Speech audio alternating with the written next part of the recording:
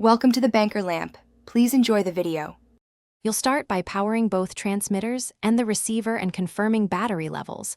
Low power will ruin captures. Next, choose your output.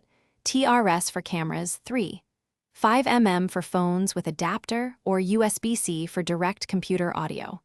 Once done, plug the receiver into the recording device and set the receiver's input mode to match the device, mic, or line. Make sure each transmitter is paired to the receiver, and the LEDs show solid connection before you record.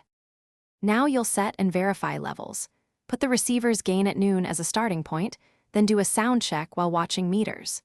Use headphones on the camera or audio interface so you can hear distortion or background noise and adjust gain until peaks sit comfortably below clipping.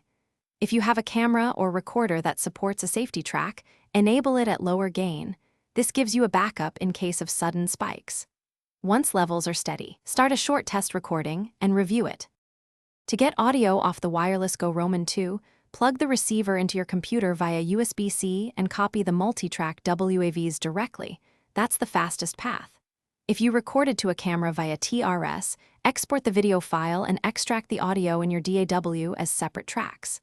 If files are missing or pairing fails, restart devices, update firmware, and reset cables.